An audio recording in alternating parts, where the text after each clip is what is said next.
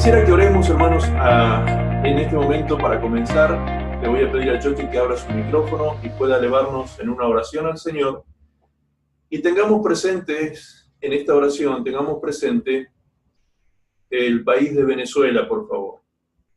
Que oremos, por favor, porque Venezuela está en este momento, no sé si ustedes se enteraron, si han visto las noticias hoy, pero en este momento está sucediendo algo que puede traer como consecuencia algo terrible, o sea, una guerra de niveles globales. Estoy hablando de algo terrible que está pasando porque resulta que hoy por la mañana en Venezuela, no sé si vieron las noticias, como les digo, pero en Venezuela un señor se autoproclamó presidente de la nación y resulta que el presidente de los Estados Unidos, la Comunidad Europea, acá el presidente argentino y varios presidentes le han dado el respaldo a ese hombre, reconociéndolo como el nuevo presidente de Venezuela.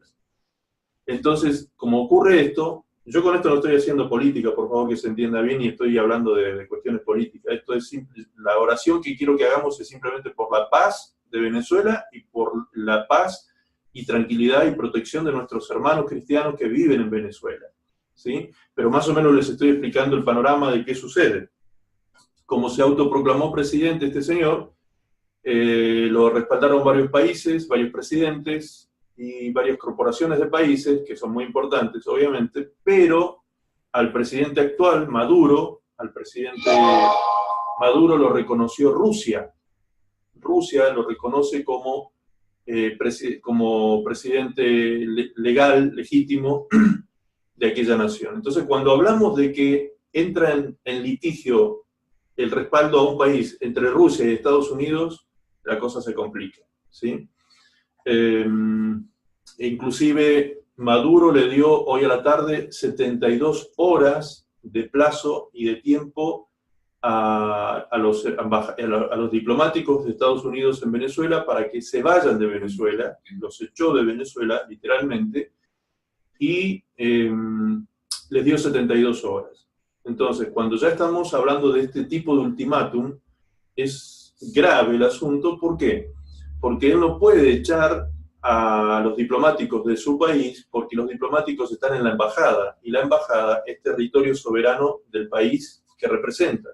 Entonces es como que yo voy y los echo a ustedes de su casa, no tengo ningún derecho de hacer eso. Entonces eso trae problemas, puede traer aparejados problemas muy graves, y si estamos hablando de que Rusia y Estados Unidos entraron en este litigio contrariándose entre ellos, es complicado el tema. El escenario es complicado y Maduro ya dijo que ellos iban a resistir con su alianza cívico-militar hasta las últimas consecuencias. Entonces con eso está diciendo de que si hace falta entrar a tener este uso de la fuerza pública o de las armas y ese tipo de cosas, lo van a hacer. Así que hermanos, oremos. Chochi, me estás escuchando, ¿no? Ok. Ora entonces, Chochi, por favor, para comenzar esta reunión, abre tu micrófono y te pido unas palabras de oración por Venezuela también, por la paz de Venezuela y de nuestros hermanos venezolanos. Gracias, Chochi. Amén. Amén. Padre, te damos las gracias, Señor, por esta nueva oportunidad que tú nos das de poder conectarnos, Señor, vía online. Poder, Señor, juntarnos con hermanos de distintas naciones, de distintos lugares, Señor, del planeta, Padre, y te damos gracias por eso, te bendecimos, Señor, te exaltamos, queremos entronizarte en este tiempo, en esta hora queremos declarar que tú eres el Señor de nuestras vidas, queremos, Señor, que tú, Señor, tomes el control de este tiempo, Señor, tenemos, Señor, y declaramos que tenemos hambre de ti, hambre de tu presencia, hambre por tu palabra, hambre, Señor, por estar, Señor, juntos, Señor, como hermanos en coinonía, Señor. Y dentro de todo esto, Señor, declaramos, Señor, tu señorío, tu señorío sobre nosotros, Señor, sobre cada uno de los que está detrás de pantalla, sobre las vidas que se van a conectar, Señor, las personas que han sido invitadas, Señor, todo lo que tú estás moviendo, Señor, para alcanzar más vidas, más personas, más almas. Señor, bendecimos, Señor, al pastor, a los pastores, Señor, Max y Betty, Señor, bendecimos, Señor, Padre, el Ministerio Visión Mundo, Señor, declaramos, Señor, tu cobertura sobre el ministerio, Señor, y declaramos, Señor, tu señorío. Te damos gracias, Señor. Te honramos en este espacio, Señor, en este tiempo. Te damos la bienvenida, Señor. Declaramos, Señor, que tu Espíritu Santo dirige todo este tiempo, Señor. Y queremos orar, queremos interceder, Señor, por lo que está sucediendo, Señor, en otros países, Señor, en Venezuela, Señor, en parte, Señor, en todo el mundo, Señor, todo lo que está moviéndose en el mundo, Señor, a raíz de esta situación, por el país Venezuela, Señor, estos conflictos que se están generando, Señor, queremos reprender en primer lugar, como tu iglesia, Señor, como hijos tuyos, Señor, toda obra de Satanás, toda obra del diablo, Señor, sobre esta región, sobre las naciones, Señor, todo lo que el enemigo ha querido gestar por años y años, Señor, y destruir, Señor, la nación de Venezuela, Señor, y sus alrededores, Señor, y así el mundo, Señor, crear conflicto, Señor, entre las fuerzas de las más poderosas, Señor, de la nación. Queremos reprender toda obra de Satanás. En el nombre de Jesús, declaramos, Señor, que todo conflicto, Señor, que toda situación, Señor, Padre, de desaveniencia, Señor, de desencuentro, Señor, en este tiempo, Señor, desasida, Señor, se deshace, Señor, lo declaramos en el nombre de Jesús, cancelamos, Señor, Padre, no queremos guerra, no queremos, Señor, Padre, que personas sufran, no queremos que tus hijos en Venezuela y los alrededores, en los países vecinos, o en los países que están, Señor, involucrados, Señor, que están apoyando o no apoyando estas decisiones, Señor, se vean involucrados, Señor, en una guerra, Señor, en un conflicto armado bélico, Señor. Padre, repudiamos, Señor, y cancelamos en el nombre de Jesús toda obra de Satanás, Señor. Te pedimos que tú tomes el control, que tú traigas, Señor, tu paz, traigas, Señor, tranquilidad, traigas acuerdos, Señor. Que tú, Señor, en este tiempo también, Padre, tú traigas, Señor, confusión entre las ideas, Señor, de aquellos que están inquiriendo, Señor, en una guerra, inquiriendo, Señor, Padre, en una armazón bélica, en un conflicto bélico, Señor. Queremos que tú confundas, que traigas, Señor, desacuerdo, Señor, entre los líderes que están tratando de inquirir en esto, Señor. Oramos en el nombre de Jesús, porque creemos, Señor, que tu iglesia tiene autoridad en el nombre de Cristo para, Señor, declarar, para cancelar, Señor, y lo declaramos, lo cancelamos, Señor, toda obra del diablo. Señor, queremos, Señor, que tú traigas, Señor, tu voluntad sobre las naciones. Queremos que tú traigas tu señorío, Señor, sobre las vidas, sobre las familias, sobre las generaciones, Señor, sobre los gobernantes, Señor. Oramos, Señor, por los presidentes, Señor, por las personas que están ahí al frente, Señor, para que tú traigas, Señor, misericordia, que traigas, Señor, compasión, traigas, Señor, Padre, tranquilidad, traigas, Señor, acuerdo, Señor, en sus ideas, Señor, en el nombre de Jesús. Padre, cancelamos una vez más, Señor, oramos y cancelamos rotundamente toda obra del diablo. Él está vencido en la cruz, Él fue vencido, fue derrotado. Tú eres el Señor de señores y Rey de reyes. Y oramos en tu nombre, Jesús, para que tú tomes el control de toda esta situación, para que tu voluntad, papá, se haga, Señor, en las naciones, tu voluntad de alcanzar a las naciones, de traer tu gloria, de traer salvación, de traer restauración, de traer, Señor, bendición a la tierra, Señor, a las multitudes que gimen, Señor, gimen eternamente, Señor, desde hace muchos años, Señor, por ti, Señor, por una llenura, Señor, por un encuentro sobrenatural contigo, por los hermanos, por la iglesia que está involucrada. Oramos, Señor, por la iglesia en Venezuela, por nuestros hermanos, Señor, de allá. Señor, escucha, Señor, su clamor. Señor, nos unimos a la obra de tu Espíritu Santo en tu iglesia, en esa nación, Padre. Oramos, Señor, para que tú traigas, Señor, paz. Oramos por paz, Señor. Bendecimos tu nombre, te agradecemos por este espacio, Señor. Queremos que tú sigas obrando. Confiamos, Señor, en lo que tú vas a hacer, en lo que tú ya estás haciendo, Señor. Oramos, Señor, por este tiempo, Señor, y por esta nación, Señor. En el nombre de Jesús. Amén y amén. Amén. Amén. Gracias, Señor. Amén. ¿Te pudiste conectar bien, Damián, de nuevo? ¿Sí? Damián, ¿nos escuchas? ¿Sí? Ah, ok, perfecto. Muy bien. Entiendo que hay personas que están conectadas, como Natalia, Mariana, Silvia, Cristian, Visión Mundo, que no sé de quién es tuyo. ¿Sí? Mi esposa, sí. Ah, mi esposa Beatriz. Están conectados todos, están escuchando, pero no los veo aquí en la pantalla, ¿sí? Así que Si yo en algún momento pregunto algo y me van a hacer alguna señal, tengan en cuenta que no los veo. Por ahí algunas personas cierran el video porque están haciendo algo y están de todas maneras participando de la reunión, pero están haciendo algo, ¿sí? Entonces respetamos eso. Pero el que pueda mantener su video abierto, gracias a Dios. Ahí está Cristian, ¿escuchando? ¿Escuchaste, Cristian, ahora? ¿Escuchás? Haceme así con el dedito, si escuchas bien. Perfecto, gloria a Dios. Muy bien. Qué bueno, qué bueno.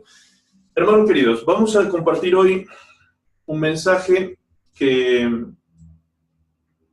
tiene que ver con una obra literaria, un pequeño librito que estoy escribiendo, que ya lo terminé de escribir, y lo envié a hacer corrección ortográfica, que habla acerca de coberturas y coberturas, ¿sí? Una palabra que está muy de moda en este tiempo, el tema de coberturas, coberturas ministeriales, cobertura espiritual.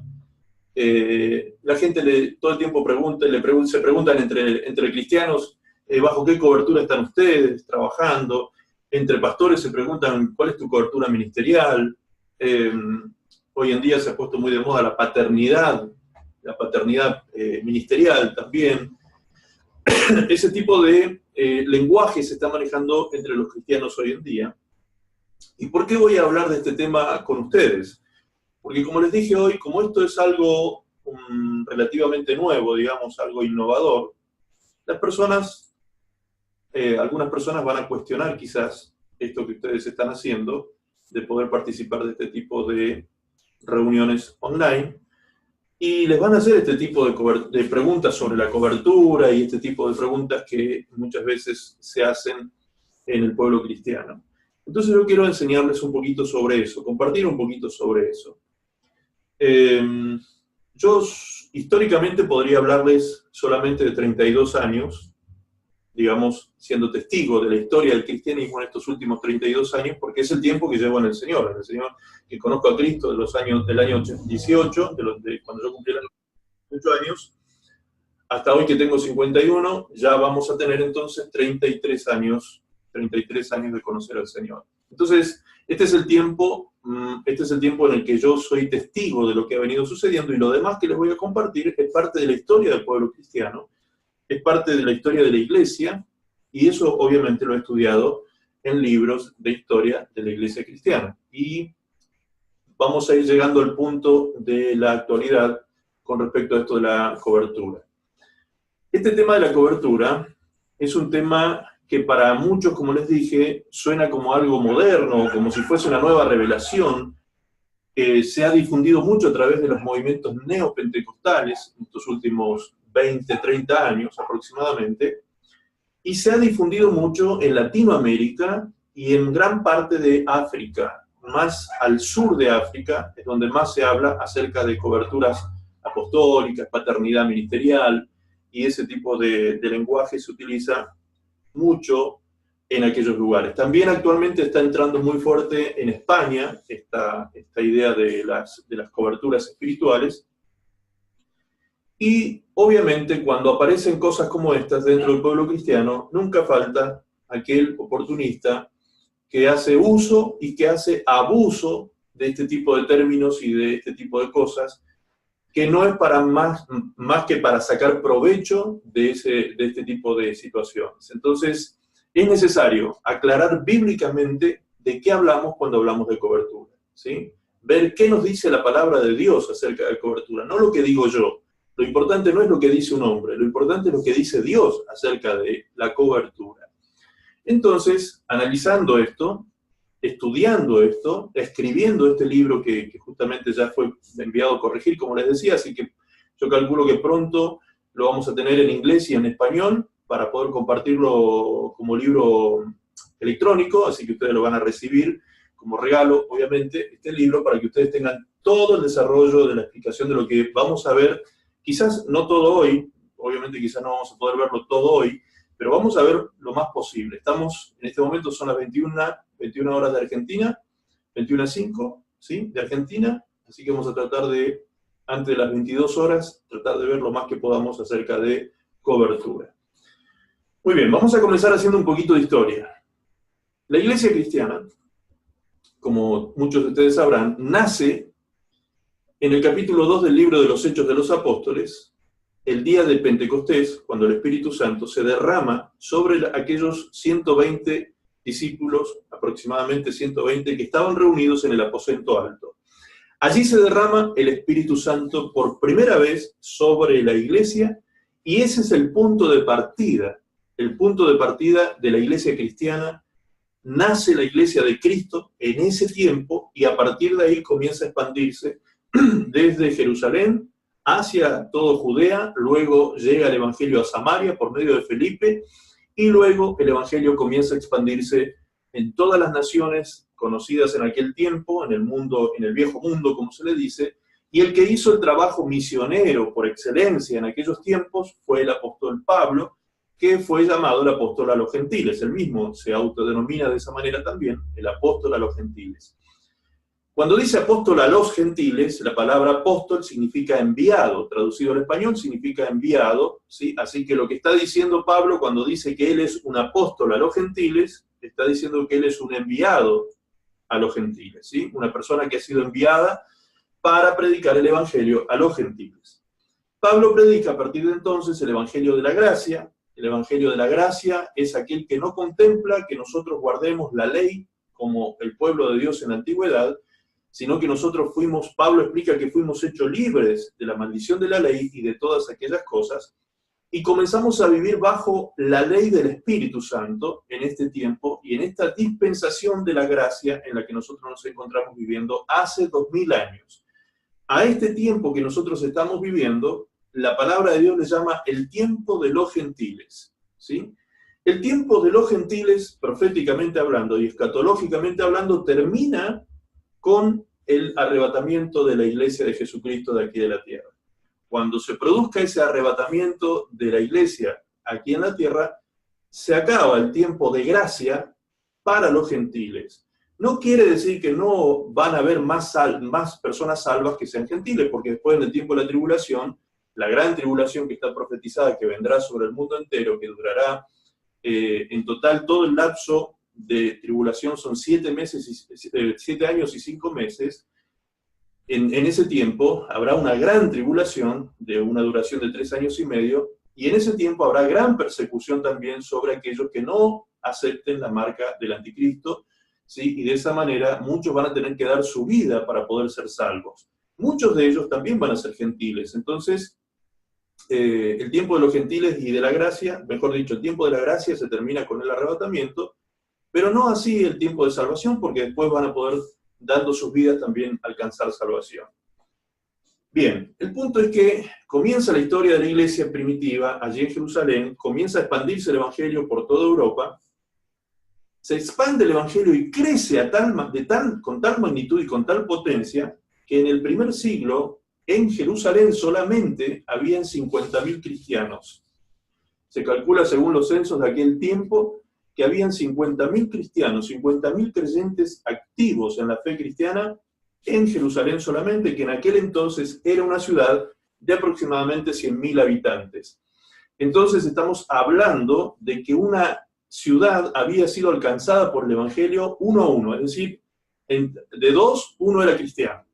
Era una gran influencia y un gran impacto que se había realizado en Jerusalén a través del Evangelio. Se producían algunas conversiones que eran masivas, que están escritas, inclusive han quedado escritas en el libro de los Hechos de los Apóstoles, en el capítulo 2, cuando desciende el Espíritu Santo sobre los primeros discípulos. Luego Pedro se para en el pórtico de Salomón, que estaba en el templo, y da su discurso, allí en el aposento alto, en el pórtico de Salomón se pone de pie y predica en la segunda conversión masiva, pero en la primera, en el día de Pentecostés, en el aposento alto, se convierten 3.000 personas por causa de ese evento magnífico que ocurrió en ese momento. Días más tarde, Pedro va con el apóstol Juan, van a orar al templo, ¿sí? En el capítulo 3 de los Hechos, van a orar al templo y se encuentran con un cojo que estaba en la entrada del templo, y sanan a este paralítico, y este lisiado que estaba allí de toda la vida, porque él había nacido de esta manera, empieza a saltar y a alabar a Dios, y toda la ciudad comienza a golparse allí a ver lo que estaba aconteciendo, y ese día se convirtieron 5.000 hombres. Cuando la Biblia dice hombres, 5.000 hombres, sin contar mujeres y niños en este caso, estamos hablando de unas 15 a 20.000 personas que se convirtieron ese día, más las 3.000 que se habían convertido los días anteriores. Así que, evidentemente, la iglesia estaba creciendo exponencialmente y masivamente, rápidamente, y esto hizo que en el primer siglo de la Iglesia de Cristo en Jerusalén alcanzara unos 50.000 miembros. De la misma manera fue impactando en muchos lugares y en muchas ciudades fue impactando fuertemente, a tal punto que cuando llega el año 300 después de Cristo, en el tiempo del emperador Constantino, el emperador ve que su imperio estaba siendo dominado por esta nueva fe y amenazaba de esta manera la fe tradicional que ellos tenían, que era el paganismo, ¿sí? Y el politeísmo en muchos de los casos, porque ellos subyugaban a los pueblos debajo del Imperio Romano, pero hacían alianzas estratégicas con ellos y les permitían de pronto tener sus propios dioses y demás, así que dentro del Imperio Romano había muchísimos dioses, muchísimos ídolos que eran adorados. Entonces, cuando Constantino ve esto, que está sucediendo esto, y ve que la fe cristiana está avanzando de una manera tan tremenda, tan transformadora, que la persecución que se había levantado contra los cristianos allí en Roma no había logrado doblegar la fe cristiana, sino por el contrario, la sangre que ya había sido vertida por los mártires en el circo romano, como ustedes conocerán en la historia, habrán leído alguna vez, en el circo romano murieron muchísimos cristianos comidos por leones, muertos a través de las espadas de los gladiadores. Entonces, esta gente, esta sangre que fue vertida allí en el circo romano, en la arena del circo romano, en vez de amedrentar al pueblo cristiano para que no siguieran predicando, fue todo lo contrario. Esta sangre de los mártires produjo un avivamiento en aquel tiempo que hizo que el Imperio Romano sucumbiera ante la fe cristiana. Y por eso se dice que Constantino, siendo un hombre estratégico, siendo un hombre de guerra, un estratega, dándose cuenta de esta realidad que estaba sucediendo en el imperio, él decide por decreto declarar al Imperio Romano imperio cristiano, ¿sí? Y comienza a ser un imperio sacro cristiano a partir de ese momento por decreto. ¿Por qué? Porque él dice haber tenido una conversión estando solo. Él dice que apareció en los cielos una señal que era una cruz. Entonces una voz le dijo: con este signo y con este símbolo tú vencerás en batalla. Así que allí empiezan a aparecer esta simbología de las cruces en los soldados romanos, precisamente de aquella época. Él entonces lo que hace es transformar al imperio romano pagano en un imperio romano sacro o cristiano a partir de aquel entonces, y lo hace por decreto. Le saca todos los templos a los paganos, ¿sí?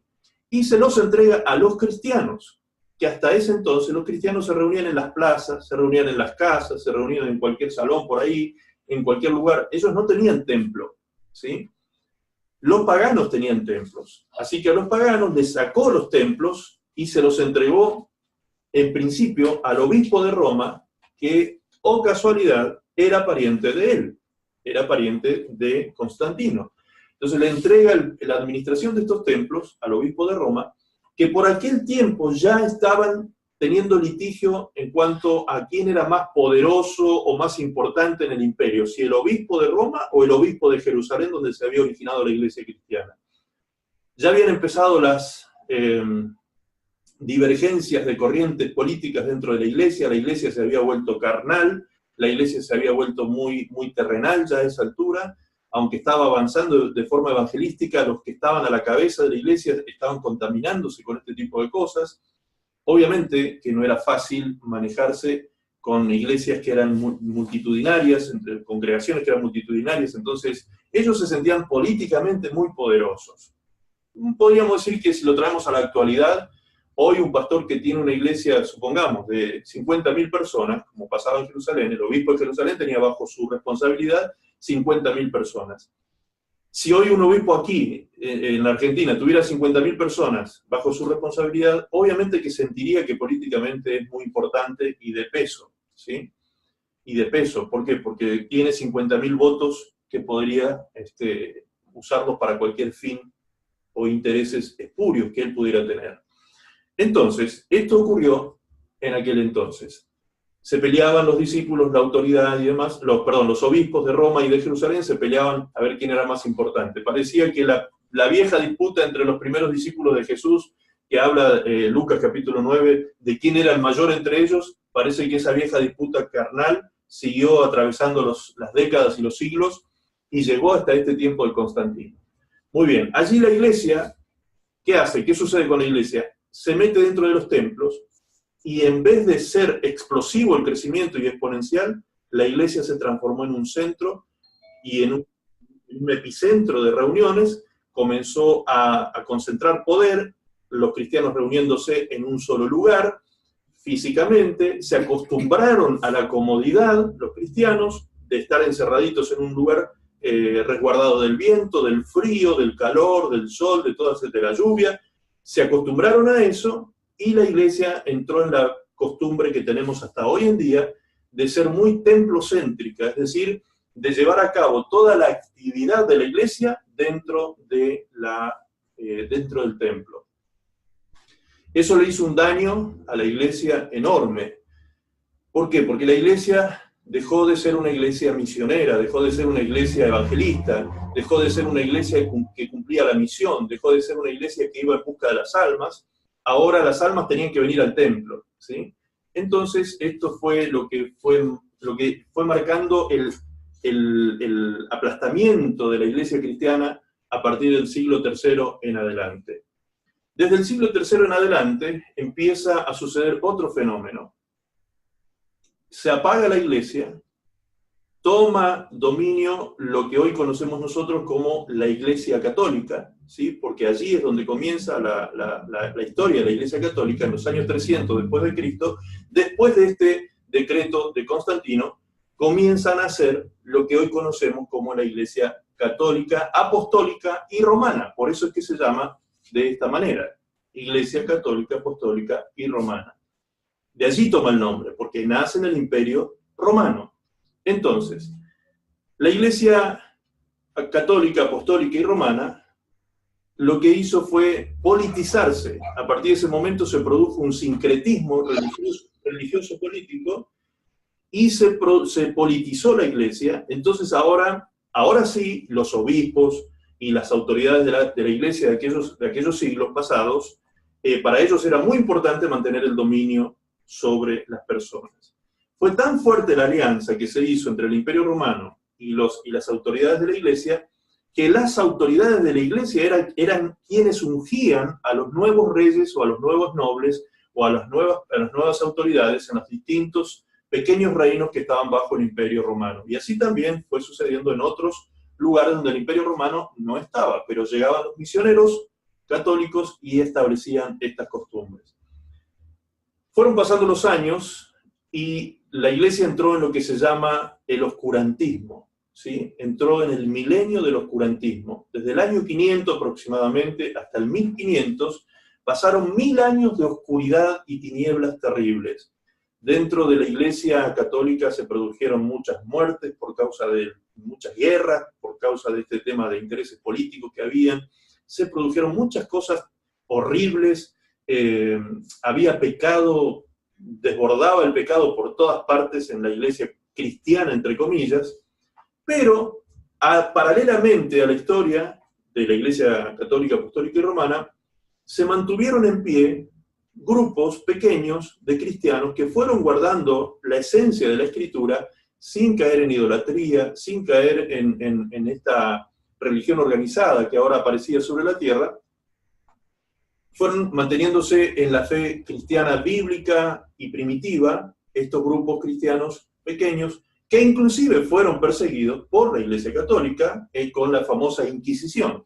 Ustedes se acordarán de esa palabra, Inquisición. En ese tiempo fueron perseguidos los que ellos llamaban herejes, entre comillas. ¿Por qué digo herejes, entre comillas? Porque eran realmente cristianos. Era gente que se levantaba contra la religión organizada, diciendo que esas cosas que ellos practicaban no eran bíblicas, no estaban en la palabra de Dios. Por ejemplo, una de las cosas que se practicaba, que en los años de Lutero, en el tiempo de Lutero, fue lo que a él precisamente le hizo explotar su conciencia, es el hecho de que la Iglesia vendía el perdón de los pecados. ¿sí? Se vendían las indulgencias, así es como se llamaba esto. Si usted quería ser perdonado en sus pecados, la iglesia le enviaba un rollito, un pergamino, donde se le enviaba a nombre suyo el perdón de sus pecados, pero previo pago de esas indulgencias. Entonces realmente la corrupción había entrado de tal manera había entrado la corrupción en la iglesia, que se empezaron a levantar en distintos puntos de Europa lo que se llamó más tarde los reformadores. Hubieron muchos reformadores, pero uno de los más renombrados que ha llegado a nuestro tiempo es Lutero, ¿sí? Martín Lutero es uno de los más conocidos y renombrados reformadores de la iglesia. A partir del año 1500, entonces, comienzan a aparecer como luces, ¿sí? En distintas partes de Europa, como les dije, luces de estos reformadores, que Dios los usó a ellos para traer a las siguientes generaciones, hasta los días nuestros, han llegado esas luces, que es la revelación teológica. Es decir, ellos sacaron la Biblia debajo del Talmud, ¿sí? Debajo del cajón donde habían escondido la Biblia, sacaron la Biblia y la hicieron pública. La empezaron a traducir. De hecho, el primer libro que Gutenberg, con su imprenta, ¿se acuerdan la historia de la imprenta? Me imagino que muchos se acordarán en la escuela primaria, cuando estudiábamos la historia de la imprenta, ¿sí? El inventor de esta maquinaria, que iba a fabricar más tarde libros en serie, Gutenberg, él lo que hace es imprimir el primer libro, y justamente ese primer libro fue la Biblia, ¿sí? La Biblia de Lutero.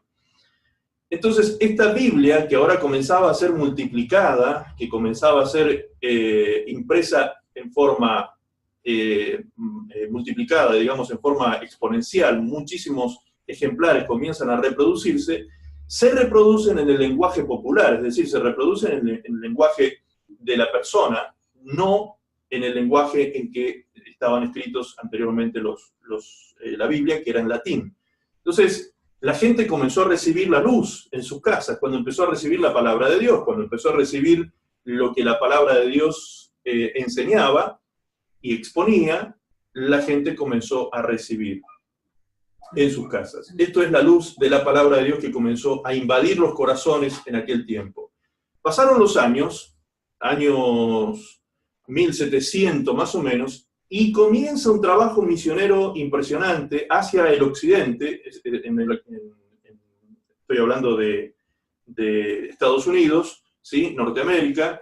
Vienen allí los primeros colonos, luego llegan a Sudamérica los colonos, y comienza a entrar. En el norte entran los colonos, los reformadores, o los luteranos, o las iglesias históricas cristianas que salieron de la Reforma, ingresan en Estados Unidos, y por eso en Estados Unidos tenemos mucho el evangelio muy difundido.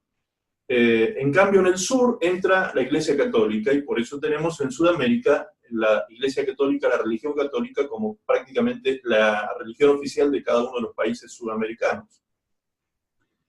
Ahora, con todo esto, ¿qué pasó?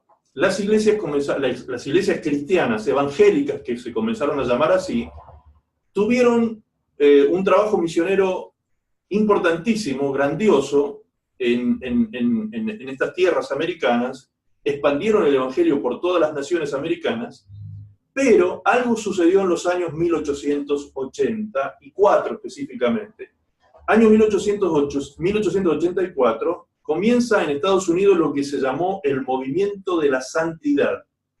El movimiento de la santidad se inicia con un grupo de hermanos bautistas, anabaptistas de aquella época, hermanos que tenían en su corazón un sentimiento de convicción de pecado.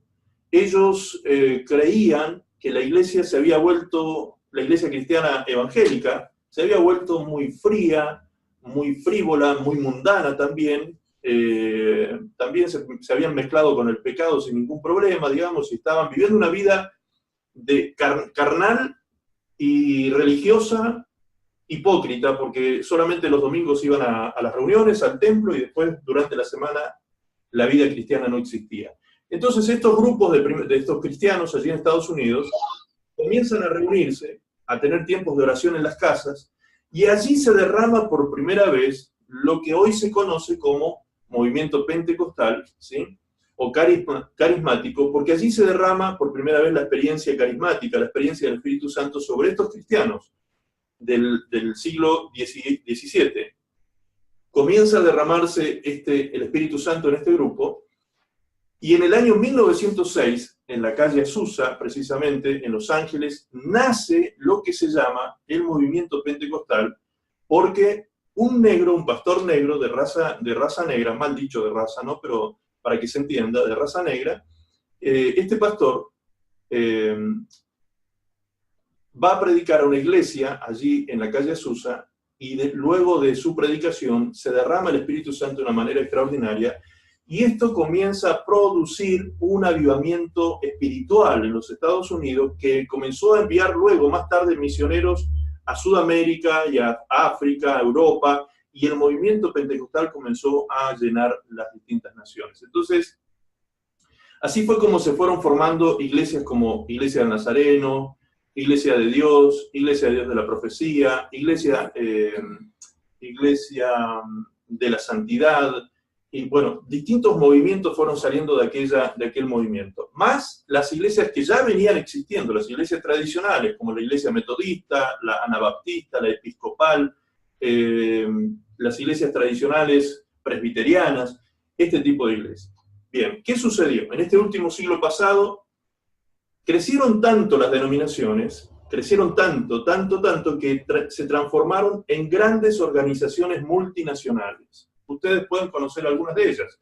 Seguramente allí donde se encuentran habrán iglesias bautistas, habrán iglesias metodistas, presbiterianas, anglicanas, luteranas, bueno, distintos tipos de ramas de iglesias que están en todas las naciones prácticamente. Y estas iglesias pertenecen a grandes denominaciones. Ahora, aquí es donde llegamos al punto más importante para nosotros. ¿Qué pasó en la última parte del siglo pasado? Que ahí ya yo soy testigo presencial de eso. En las últimas 3 décadas, les voy a hablar desde el conocimiento personal de esto.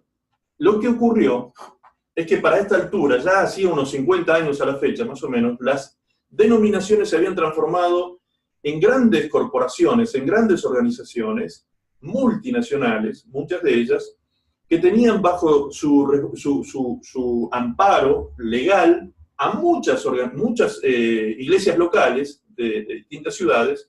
Por ejemplo, no sé, aquí en Argentina, hoy si hablamos con la Iglesia Asamblea de Dios, por ejemplo, o la Iglesia Bautista, que son iglesias antiguas aquí en la Argentina, nos vamos a encontrar con que ellas pueden tener miles de congregaciones bajo su alero jurídico, ¿sí? Miles de congregaciones, pequeñas, medianas, grandes, en distintos puntos del país. Ahora, ¿qué pasó con eso?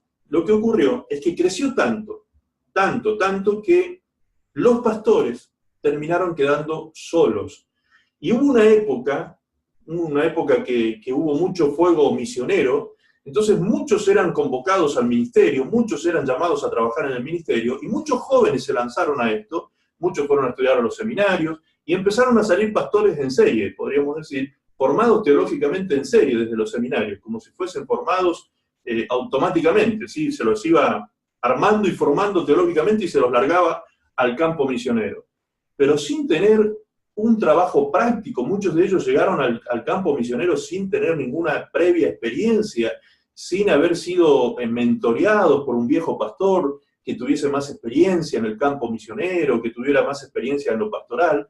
Entonces, ¿qué pasó? Que muchos de los pastores que éramos jóvenes, yo empecé el ministerio hace 27 años, tenía 24 años cuando fuimos con mi esposa ordenados al pastorado. Cuando comenzamos estábamos con todas las fuerzas, con todas las garras, con todo el ímpetu de la juventud, con todo. ¿Y qué pasó? Al poco tiempo nos empezamos a sentir frustrados, nos empezamos a sentir solos, nos empezamos a sentir abandonados. ¿Por qué? Porque nuestra única relación con nuestro superior, que inclusive le llamábamos supervisor a nuestro superior, ese era el título que le dábamos dentro de la organización, supervisor distrital, supervisor regional y supervisor nacional. Nuestra única relación que teníamos con los supervisores era una relación administrativa, contable, jurídica, que no tenía mucho que ver con lo espiritual. Es decir, llegaban nuestros jefes cada un año, cada 2 años, en el mejor de los casos por ahí nos hacían alguna visita intermedia, a mitad de año, pero venían para ver 2 cosas, que yo lo escribí en el libro este que estoy escribiendo, que un poco irónicamente lo escribí eso. 2 cosas, cómo estaban las cuentas, a ver si estábamos diezmando como correspondía, y lo otro era, a ver si el pastor estaba vivo. Solamente eso. Si el pastor estaba vivo, seguíamos adelante. Si el pastor no estaba vivo, y estaba la pastora, como se le decía por respeto a la mujer del pastor, porque no necesariamente por ser mujer del pastor va a ser pastora, pero se le decía por respeto de esa manera, muchas veces en esos años las pastoras, las mujeres, quedaron solas y abandonadas por estas denominaciones, porque a las denominaciones lo único que les importaba era el templo y que hubiera un pastor diezmando. ¿Sí? Así que mientras el pastor estuviera vivo y estuvieran diezmando, ningún problema. Moría el pastor, sacaban volando a la viuda, pobrecita, la dejaban sola y abandonada. Muchas mujeres en aquellos años quedaron muy solas y muy abandonadas por las denominaciones, y ponían un nuevo pastor que cumpliera la función administrativa de seguir enviando los diezmos a la oficina central. Entonces, eso empezó a calar muy profundo en el corazón de muchos pastores, que se empezaron a sentir solos, se empezaron a sentir abandonados, y que lo único que les interesaba a los que estaban por sobre ellos era la parte administrativa, la parte contable, nada más que eso. La parte espiritual, con mucha suerte se hacía una oración en la familia, en la casa del pastor, el supervisor, cuando se despedía por ahí hacía una oración, porque después, mucho más que una oración no se recibía. Entonces, a lo único que podíamos aspirar en aquellos años, como reconocimiento, era que, por ejemplo, en alguna convención se nos mencionara a los pastores y dijeran, el hermano Maximiliano Contreras está realizando una tarea evangelística importante y su iglesia está creciendo de forma continua y firme, así que felicitamos al hermano Maximiliano por la tarea que está haciendo en su congregación. Y eso era todo. Eso era todo el reconocimiento que teníamos. Entonces, ¿qué pasó en esos años? Estoy hablando ahora ya de unos 30 años atrás, 20 años atrás. Muchos comenzaron a darse cuenta de esto, que había muchos pastores que estaban solos, que estaban abandonados, sus familias en crisis, sus matrimonios en crisis, sus hijos abandonados, muchos hijos de pastores que estaban resentidos contra la denominación, porque cuando había muerto su papá habían dejado abandonada a la viuda, entonces se levantaban de forma rebelde contra el evangelio, muchos hijos que no entendían estas cosas, que Dios no estaba en eso, sino que era cosa de hombres. Así que se comenzaron a tener muchas consecuencias horribles de este tipo de experiencias, y por eso aparecieron los que, como les decía hoy, los oportunistas, que viendo esta beta o este nicho por donde meterse, comenzaron a ofrecer cobertura ministerial a muchos pastores. ¿Para qué? Para ofrecerles mentoreo, básicamente, en sus ministerios. Pero pasaron los años,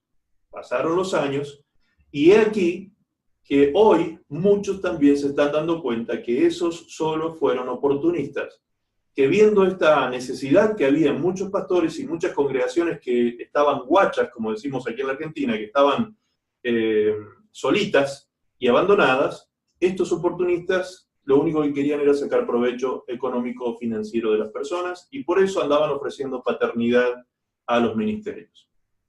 Entonces, llegando ya al tiempo presente, nos encontramos con que hoy por hoy muchos líderes cristianos, muchos pastores, inclusive muchos cristianos que han sido usados y abusados por este tipo de ministerios, que no han tenido escrúpulos, que no han valorado la vida humana, al ser humano en sí, no han valorado al cristiano y al Hijo de Dios, han llegado a tales extremos, que, por ejemplo, yo recuerdo que aquí en la zona, inclusive aquí en la sala, en este momento está la esposa de la persona que yo le voy a dar este testimonio. Aquí en la zona, me acuerdo que esta persona fue a una reunión y el líder, que estaba obviamente entrenado de esta manera, le dijo lo siguiente. Le dijo, si tú no entras en nuestra visión y haces lo que nosotros te decimos, mejor te vas. ¿Sí? De entrada. O sea, eso es marcar la cancha, como quien dice, ¿no? Acá las cosas se hacen como nosotros decimos, o no se hacen. Allí está la hermana, apareció, abrió la cámara, y está Romina ahí, la que levanta la manito haciendo así, es la esposa de esa persona que yo le estoy diciendo. ¿Vieron? A tal punto se llegó, a tal extremo se llegó con esto, con este tipo de abuso, que se comenzaron a obligar a las personas a hacer cosas que no tenían por qué hacer. Inclusive acá hay otra persona, aquí en esta sala también, mi amiga Normita, ¿sí?, que también sufrió este tipo de cosas en la iglesia, donde un hombre, un pastor, entre comillas, quiso obligar prácticamente a su hijo Matías a que se bautizara. Cosas que no tienen razón de ser, ¿me entienden? ¿Por qué? Porque quiero meter gente en la iglesia, o quiero... No, esa no es la forma de hacer las cosas. A nadie Jesús obligó a hacer nada. El bautismo es una manifestación de fe pública, de que yo he decidido, yo personalmente, voluntariamente, he decidido morir al mundo y resucitar una nueva vida con Cristo Jesús. Entonces, no podemos nosotros hacer ese tipo de cosas, abusar de la gente de esa manera, pasar por encima de la voluntad de las personas. Todas esas cosas comenzaron a darse en estos últimos años. ¿Por qué? Porque se ha enseñado mucho acerca de esto, del sometimiento, de la cobertura, que la cobertura, tenemos que estar sometidos a la cobertura y tenemos que hacer lo que se nos dice, y sí o sí, sin espíritu crítico. El que critica está haciendo algo antibíblico. No, hermanos, no tenemos que caer en semejantes cosas, no tenemos que caer en semejantes mentiras y falsedades. Jesús no está queriendo, ni el Padre está queriendo que usted se calle la boca, que usted no critique o que usted no juzgue situaciones. La palabra de Dios dice claramente en el primer libro de Corintios, en el capítulo 1, cuando Pablo habla de la mente carnal y la mente espiritual, dice que el espiritual juzga todas las cosas, ¿sí? El espiritual analiza y juzga y discierne todas las cosas. Entonces, si usted quiere ser criado como un autómata espiritual, bueno, vaya a una congregación que tenga esas características. Pero aquí en este ministerio nosotros alentamos el espíritu crítico, ¿sí? ¿Qué significa el espíritu crítico? ¿Usted tiene la libertad de hablar mal de todo el mundo? No, no es eso, porque eso es un mal concepto del espíritu crítico. El ser crítico es para construir el cuerpo, para edificar la iglesia, es hacer un aporte que usted está analizando. Por ejemplo, si usted sabe algo de este sistema que estamos utilizando, que nosotros no sabemos, no es que usted nos va a criticar porque nosotros no sabemos hacerlo de la mejor manera, y como usted sabe algo, entonces nos va a criticar y va a decir, no, esta gente no sabe nada de esto, y ya despotrica y nos rechaza. No es la forma. La forma es que con ese espíritu crítico usted puede acercar esa crítica constructiva, y nosotros, tomando esa crítica, podamos hacer y mejorar las cosas que estamos haciendo. De esa manera se construye el cuerpo, se edifica la iglesia, cuando se juzgan las cosas espiritualmente. ¿Quién es aquel que no quiere ser juzgado? Aquel que obviamente quiere tener control sobre los demás, ¿sí? Un control que no sea criticado bajo ninguna circunstancia. Si critica, es tratado como rebelde. Ese es el gran problema en muchos lugares. De hecho, aquí en la sala también hay personas que han vivido esas experiencias, haber sido tratados de esta manera por no haber entrado en ese sistema de cosas que se les quería imponer, cuando no se estaba demostrando bíblicamente.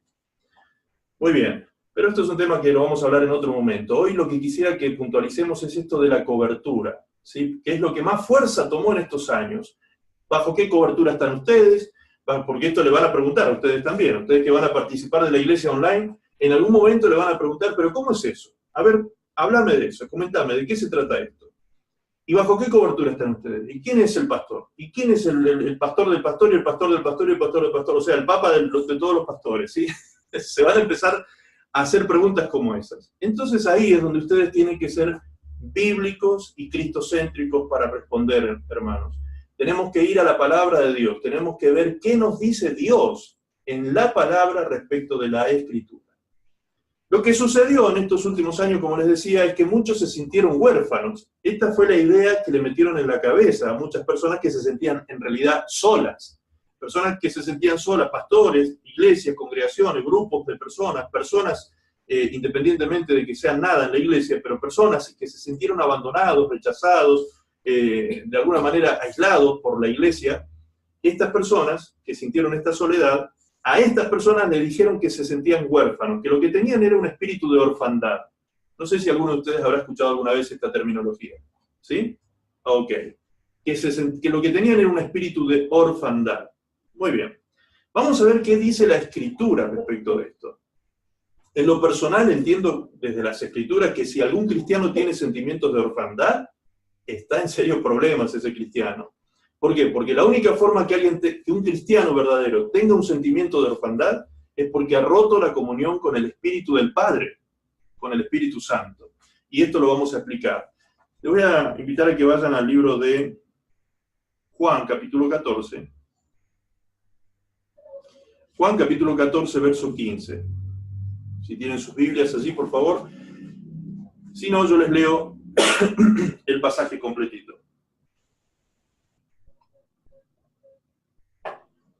Juan capítulo 14 dice, si me amáis, guardad mis mandamientos, y yo rogaré al Padre y os dará otro consolador para que esté con vosotros para siempre, el Espíritu de verdad, al cual el mundo no puede recibir porque no lo ve, no le ve, ni le conoce, pero vosotros le conocéis, porque mora con vosotros y estará en vosotros.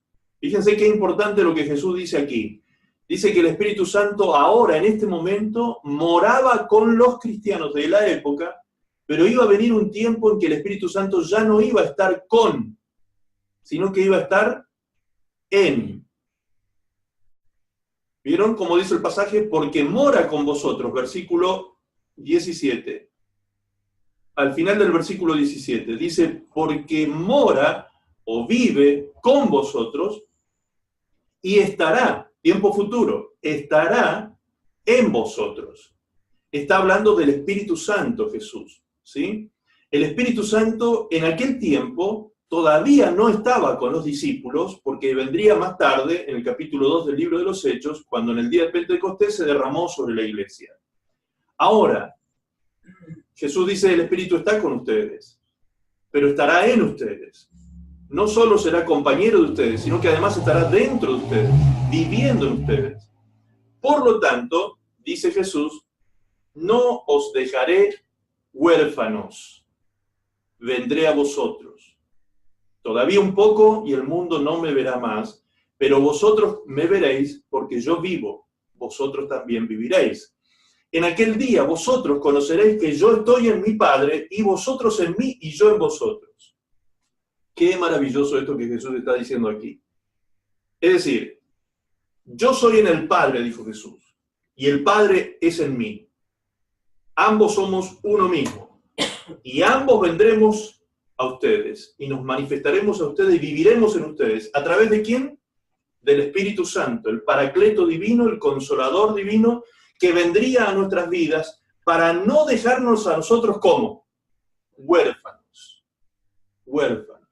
Entonces, cuando alguien dice que se siente huérfano espiritualmente hablando, es casi ofensivo a Dios decir esto.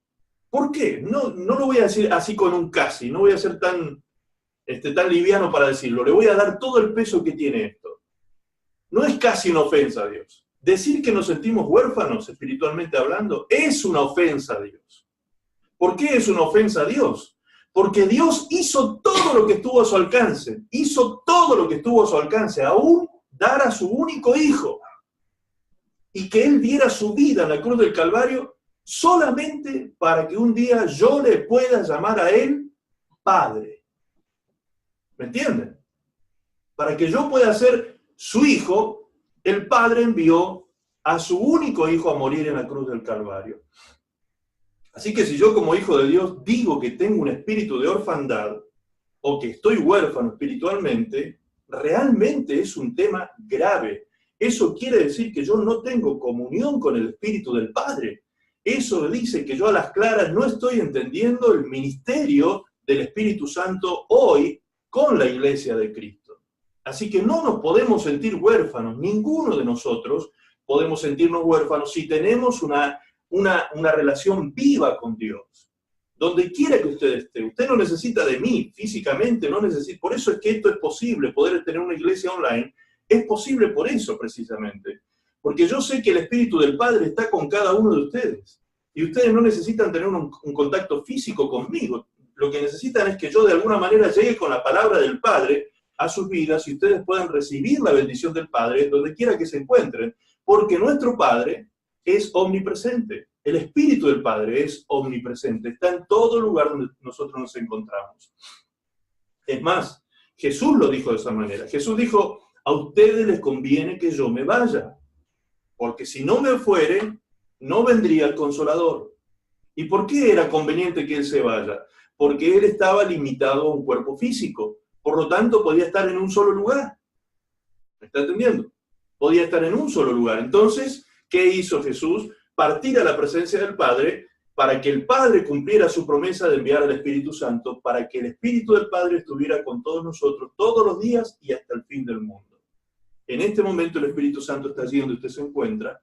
En este momento el Espíritu del Padre está con usted. En este momento el Espíritu del Padre le está abriendo el entendimiento para que usted pueda comprender estas cosas que estamos compartiendo. El Espíritu del Padre está visitando su corazón y ministrando su espíritu en este momento con revelación, con conocimiento, con cosas que van a transformar su vida y su realidad. Y el Espíritu del Padre, una vez que se termine esta reunión aquí online, va a seguir con usted a donde quiera que se encuentre y todos los días va a estar con usted, todos los días y hasta el fin del mundo, va a estar con usted y en usted, si usted lo permite. Hay cristianos que no tienen al Espíritu. Estos son los sensuales, dice la Biblia, ¿sí? O aquellos que han roto la relación con el Espíritu Santo. Pero aún así, aunque no tengan al Espíritu, el Espíritu está con ellos. Porque el Espíritu no nos abandona. El Espíritu del Padre no es abandónico. Dios no es como el hombre. El hombre es un padre abandónico. Dios no. Dios no abandona a sus hijos. Él está con sus hijos siempre. Aunque sus hijos estén en pecado, Dios igual está con sus hijos. La palabra de Dios dice, el apóstol Pablo le decía a Timoteo, aunque nosotros seamos infieles, Dios permanece fiel. ¿Me está entendiendo? Ok. Entonces, ahora sí, vamos a avanzar sobre esto de la cobertura. Vamos a avanzar sobre este tema, entendiendo de qué estamos hablando. Lo primero que vamos a comprender es la parte semántica de la palabra cobertura, ¿sí? La parte semántica, cuando digo la parte semántica me refiero al significado específicamente de esta palabra. Comencemos entonces definiendo esto. Cuando hablamos o nos referimos al término cobertura, según el diccionario RAE, de la Real Academia Española, la palabra cobertura significa, en su primera acepción, porque tiene varias, porque se utiliza esta palabra para, por ejemplo, los medios de comunicación tienen cobertura, zona de cobertura, ¿sí? La zona Wi-Fi, por ejemplo, es una zona de cobertura, ¿sí? Pero a nosotros nos interesa la primera acepción de esta palabra, y la palabra cobertura significa cubierta. Así dice el diccionario, cubierta. Cubierta, para tapar o resguardar algo, ¿sí? Cubierta. Cosa que se coloca sobre otra para cubrirla o taparla. Muy bien, entonces podríamos decir que la definición de cobertura es algo como esto. Cobertura es un término derivado del latín, que se escribe copertura en latín, que tiene múltiples usos. Una cobertura puede ser una cubierta, aquello que se emplea para cubrir o para proteger algo. Entonces el sinónimo de cobertura sería específicamente este, cubierta. Una cubierta es algo que se sitúa sobre una cosa con el objetivo de protegerla y enfundarla. La intención es que la cubierta, como su nombre lo indica, cubra el objeto en cuestión. ¿Sí? Esto es lo que dice el diccionario.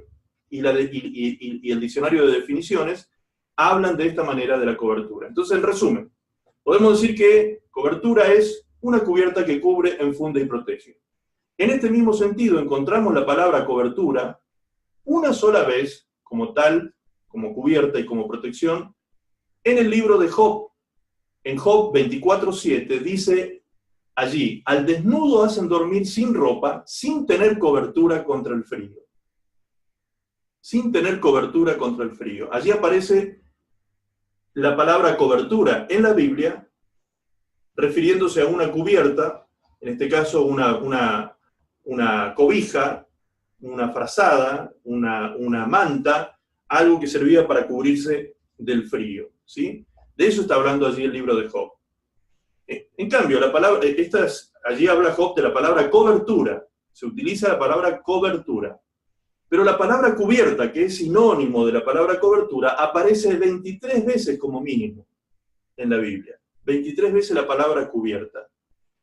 Las primeras utilizaciones de esta palabra, de la palabra cubierta, fueron para hablar de las 4 coberturas o cubiertas que tendría el lugar santo y santísimo en el tabernáculo de Dios. ¿Se acuerdan del tabernáculo de Moisés, allí en el desierto? Muy bien.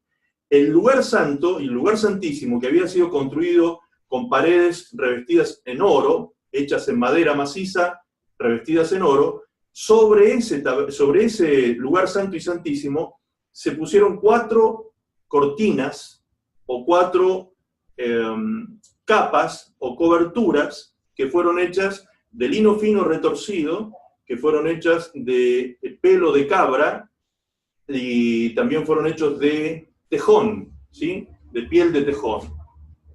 De esta manera se habla por primera vez de la palabra cubierta en la Biblia. Lo vamos a buscar. Si quieren anotar, recuerden que cada vez que estén conmigo, tengan algo para anotar, porque les voy a dar muchos versículos bíblicos a veces. Así que anoten ahora, por favor, Éxodo 26, 1 al 6. Del 1 al 6 ustedes van a encontrar la primera cubierta de lino fino. Luego la segunda cubierta, en el capítulo 26 de Éxodo, verso 7, habla de la cortina de pelo de cabra, de la cubierta de pelo de cabra, la cobertura que estaba sobre el lugar santo y santísimo de pelo de cabra. La tercera y cuarta cubierta eran de piel de carnero y pieles de tejón. Allí ustedes eso lo van a encontrar en el capítulo 26 de Éxodo, verso 14. ¿Sí? Muy bien. En sentido metafórico también se utiliza la palabra cubierta en el libro de Salmos. Salmo 61:4 dice: yo habitaré en tu tabernáculo para siempre, estaré seguro bajo la cubierta de tus alas. No se olviden que la palabra cubierta es lo mismo que decir cobertura, ¿sí? Así que bajo las alas de Dios estamos seguros, dice, bajo la cobertura de las alas de Dios o bajo la cubierta de sus alas estamos seguros. De eso está hablando este pasaje en forma metafórica de la cubierta. Muy bien.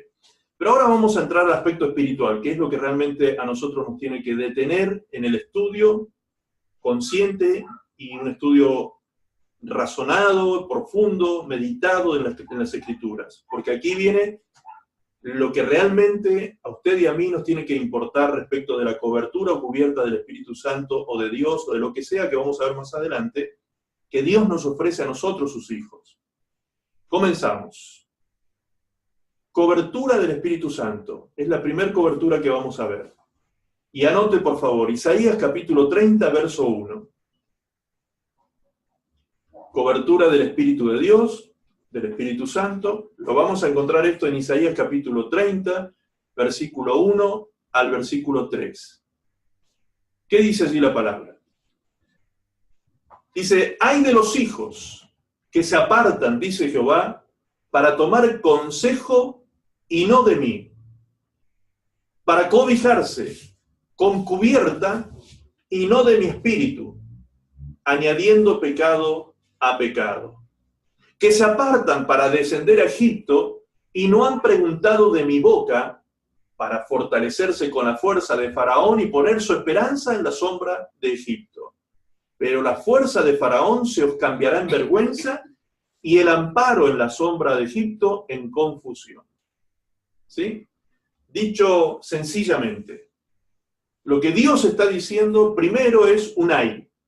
Y ese ay se debe leer e interpretar correctamente, porque no es un ay de juicio, no es un ay de condenación, sino que es un ay de dolor, de un padre que se duele por sus hijos que se le están apartando, que se le están yendo de las manos, hijos que están saliendo debajo de su cubierta, como dice más adelante, que están abandonando su cobertura. Entonces, como el padre sabe el daño que les va a producir estar lejos de él se duele como padre y dice, ¡ay de mis hijos! ¡Ay de mis hijos! De los hijos que se apartan, dice Jehová, para tomar consejo, para buscar consejo, y no de mí, para cobijarse con cubierta, con cobertura, y no de mi espíritu. Es decir, Dios nos está haciendo ver en esta palabra que la cobertura o cubierta más importante que un hijo de Dios puede tener es la cobertura del Espíritu Santo, del Espíritu de Dios. Dios dice, ¡ay de mis hijos que se apartan de mí buscando otra cobertura! Y habla aquí de la cobertura o cubierta de Egipto. Finalmente, cuando se apartan los hijos buscando fortalecerse en Egipto, buscando fortalecerse en el mundo, porque para nosotros los cristianos de hoy Egipto simboliza el mundo y su sistema, entonces lo que ocurre es que el buscar en el mundo el consejo para su vida y el buscar en el mundo el poder y la fuerza para su vida, la fortaleza para su vida, se va a terminar transformando esto en vergüenza y en confusión. Este es el resultado de todo hijo de Dios que se aparta de la comunión con el Espíritu Santo, termina siendo avergonzado y confundido por el pecado y por el faraón de Egipto, que es nada más ni nada menos que Satanás, el diablo. ¿Me está entendiendo? Entonces, Dios dice que nosotros no deberíamos abandonar la cobertura de su Espíritu, porque en la cobertura de su Espíritu sí tenemos consejo y sí tenemos poder y fortaleza para nuestras vidas. No tenemos que desestimar, no podemos desestimar la revelación que encontramos bajo la cobertura del Espíritu y la protección, poder y fortaleza que encontramos bajo su cobertura. No deberíamos nosotros jamás desestimar al Espíritu Santo, que es nada más ni nada menos que el Espíritu del Padre. Israel en aquel tiempo buscaba en la cubierta de Egipto estas cosas, consejo y fortaleza.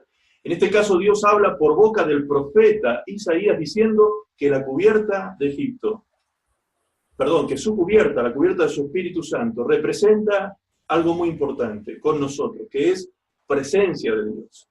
Presencia.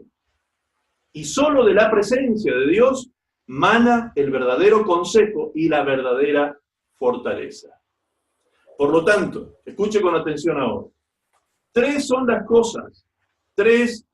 cosas que todo ministerio, toda iglesia, todo movimiento, todo grupo cristiano, todo hijo de Dios debe considerar tener al estar en cobertura. Si al estar en cobertura no tiene estas tres cosas, entonces tal cobertura no significa algo bíblico, no es la bíblica, no es la cobertura del Espíritu. Esta palabra nos revela a nosotros tres cosas. Número uno, presencia.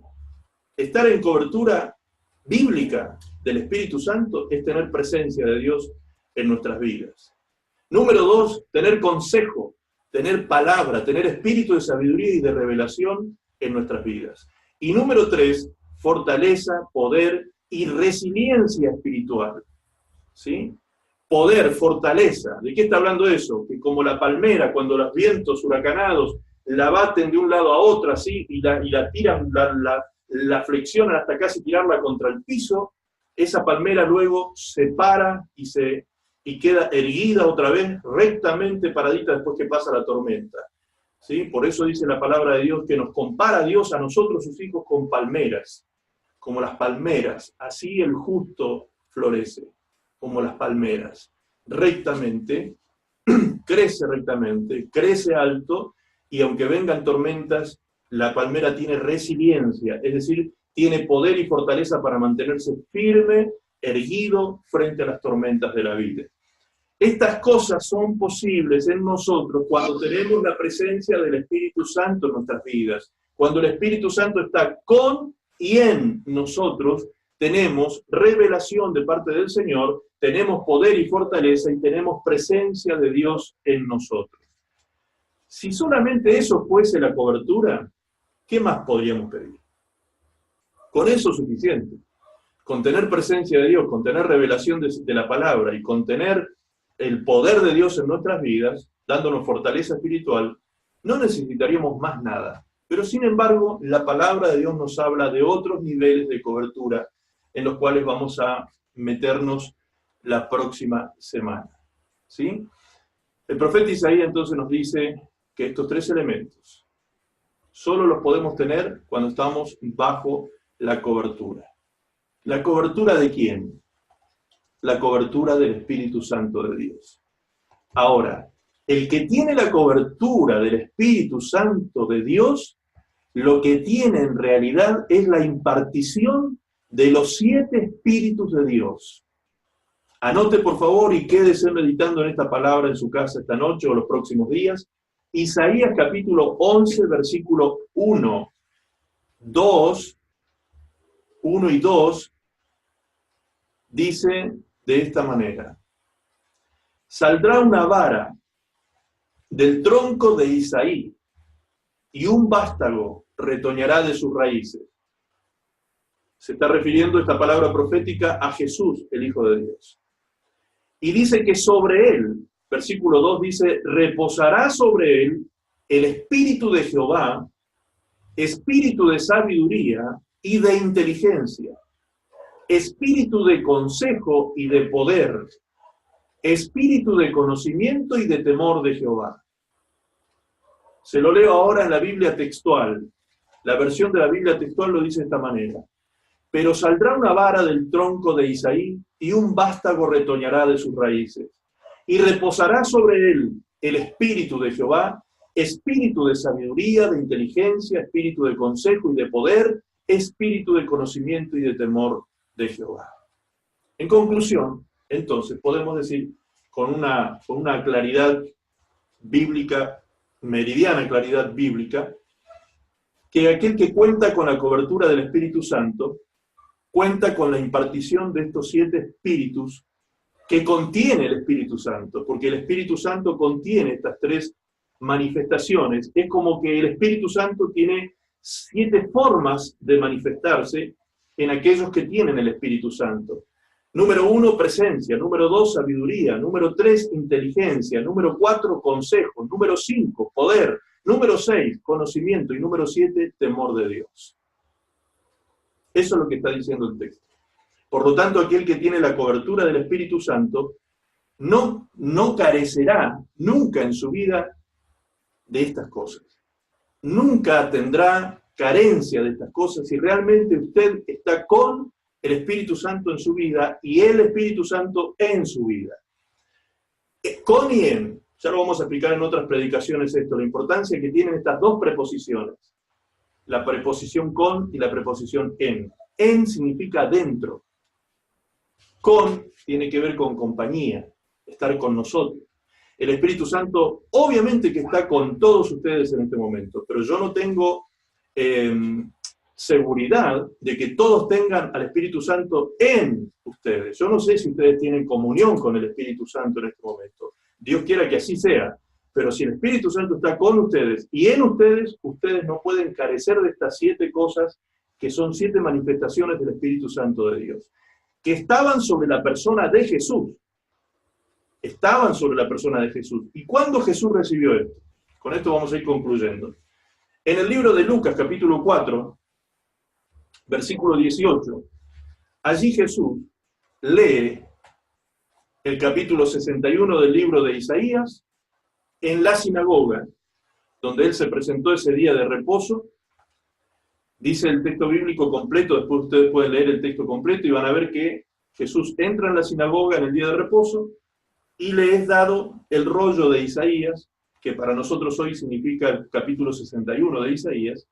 Le fue dado el rollo de Isaías y leyó este texto, donde dice: el Espíritu del Señor está sobre mí, por cuanto me ha ungido para dar buenas nuevas a los pobres, me ha enviado a sanar a los quebrantados de corazón, a pregonar libertad a los cautivos y vista a los ciegos, a poner en libertad a los oprimidos y a predicar el año agradable del Señor.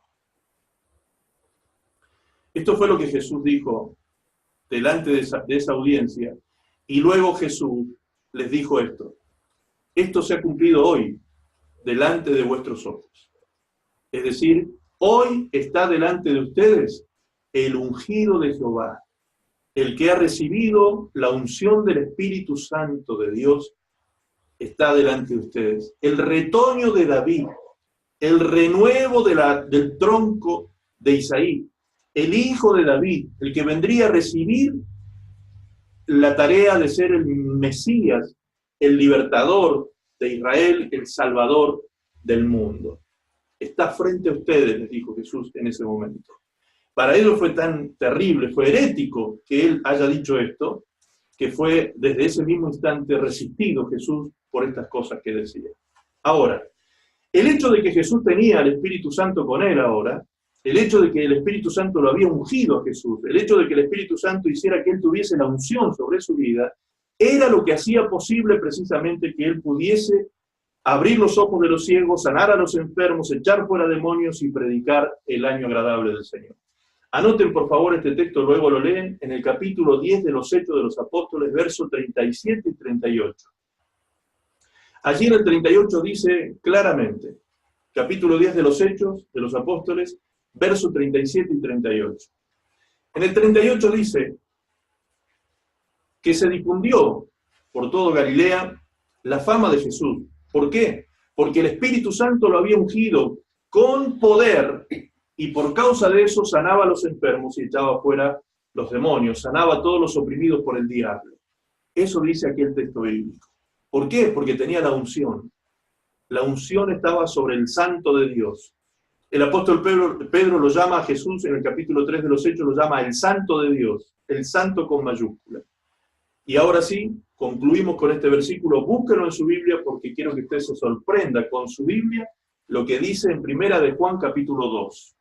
Primera de Juan capítulo 2, versículo 20.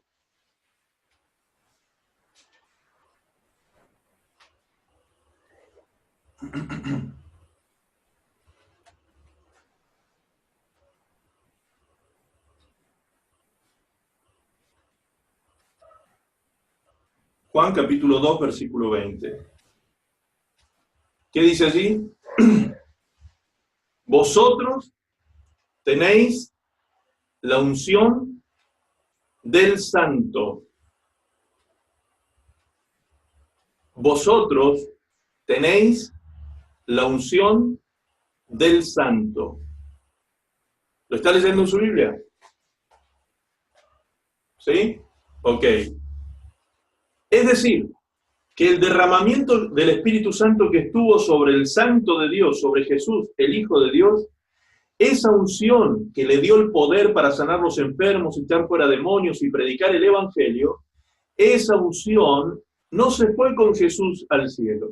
Esa unción no quedó en los apóstoles de la iglesia primitiva solamente, sino que esa unción, por causa de que el Espíritu Santo se ha seguido derramando sobre los cristianos y los hijos de Dios, esa unción la tenemos todos los hijos de Dios hoy en día. Vosotros tenéis. Estamos leyendo una carta apostólica escrita por el apóstol Juan y es una carta pastoral universal.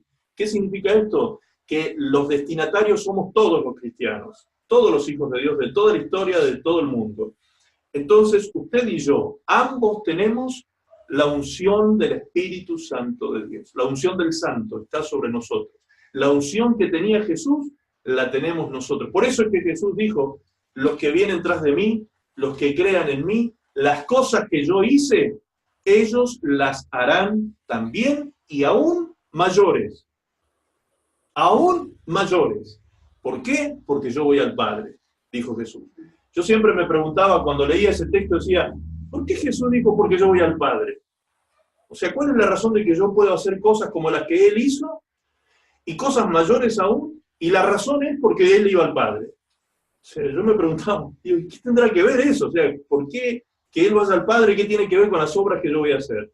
Porque lo que Jesús estaba explicando en todo el contexto de ese versículo es que era necesario que Él fuese al Padre, que Él fuera al Padre, mejor dicho, para que el Padre enviara ¿a quién? Al Espíritu Santo de Dios sobre nuestras vidas. Para que la unción ahora esté en nosotros y con nosotros, ¿sí?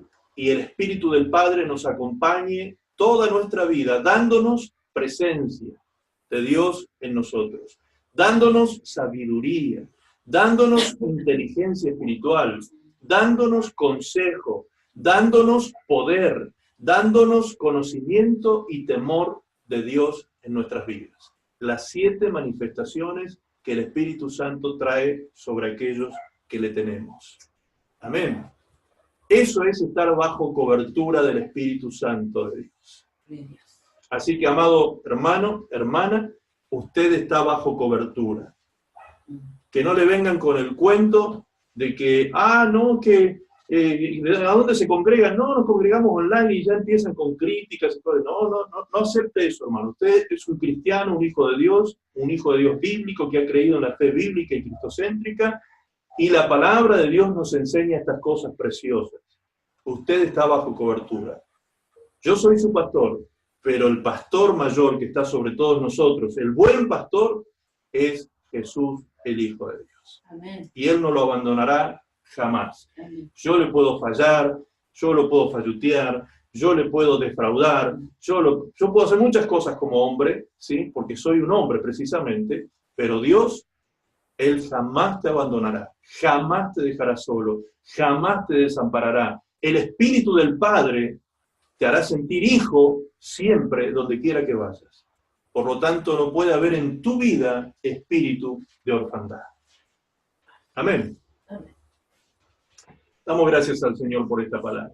Por favor, le voy a pedir a Damián de Uruguay, de Montevideo, Uruguay, que esté orando al Señor por agradeciendo al Señor por lo que ha recibido en esta hora en su vida. Y estamos cerrando ya esta reunión online con este mensaje en esta noche. Gracias, Damián, por la oración.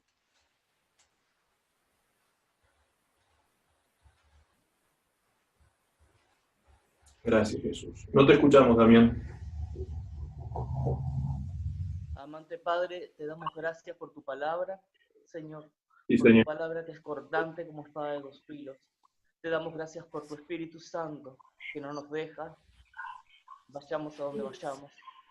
Te damos gracias, Señor, porque tú eres bueno, porque grande es tu amor y porque grande es tu misericordia.